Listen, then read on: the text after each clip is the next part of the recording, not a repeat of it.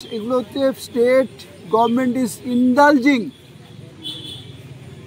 Because কারণ যাদের punishment হওয়ার দরকার তারা কোনো রকমই পানিশমেন্ট তারা পাচ্ছে না, তাদেরকে ধরা হচ্ছে না, তাদেরকে শাস্তি দেওয়ার ব্যবস্থা করা হচ্ছে না, যার জন্য পশ্চিমবঙ্গে এরকম ঘটনা আকছার হয়ে যাচ্ছে, একটার পর একটা ঘটনা ঘটছে। রাজগঞ্জে আপনারা দেখেছেন কিছুদিন আগেও একজন এরকম 2 বছর 3 বছর আগেও এরকম কয়েকটা ঘটনা ঘটে। এবং দুর্ভাগ্যের কথা একজন জনপ্রতিনিধি সে বলেছে এরকম এটা নাকি ছোট্ট ঘটনা। এখন মহিলারা আমাকে, স্থানীয় মায়েরা বোনেরা আমাকে বলেছেন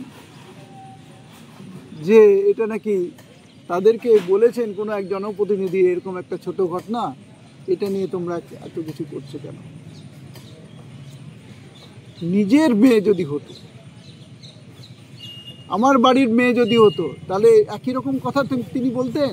তার বাড়ির মেয়ে যদি হতো তাহলে তাই বলতেন নাকি ছোট্ট ঘটনা? সমস্ত বিবেক বুদ্ধি কি হারিয়ে গেছে নাকি? তাহলে মানুষ কার উপর ভরসা করে বলুন তো?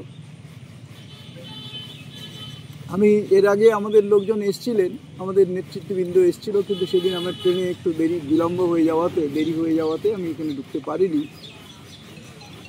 তো আজকে তাদের সম্বন্ধে খবরাখবর নিলাম, স্থানীয় গ্রামবাসীদের সাথে আলোচনা করলাম যে তারা কেমন আছে না আছে, এই জন্যই রাজগঞ্জে এসেছি। এবং এই ব্যাপারে একটা জিনিস বলে রাখি, আমি অলরেডি এসপিকে একটা চিঠি করেছি যে ব্যাপারে আপনারা কি অ্যাকশান নিয়েছে।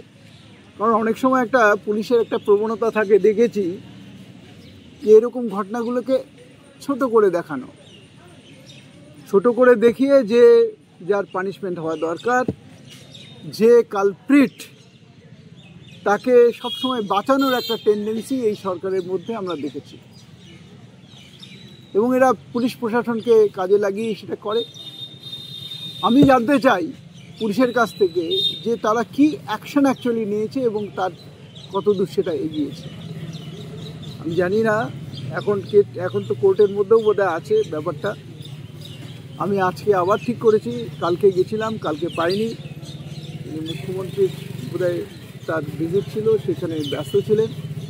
আজকে আবার যেতে চাইছি, যে দেখা করতে চাই আপনারা, এবং উত্তর পেতে চাই যেটা আমি কোয়েশ্চেন করেছি বা যে চিঠিটা দিয়েছি তার পরিপ্রেক্ষিতে তাদের আনসার কি, কোন স্টেজে আছে সেটা আমি জানতে চেয়েছি। আশা করি তারা এই ব্যাপারে আমাদের জনগণের সাথে থাকবেন এবং এই পরিবার, নির্যাতিতার যে পরিবার এবং বিশেষ করে বাচ্চা মেয়েটার কথা ভেবে তার পাশে থাকবেন, এটা আশা করছি।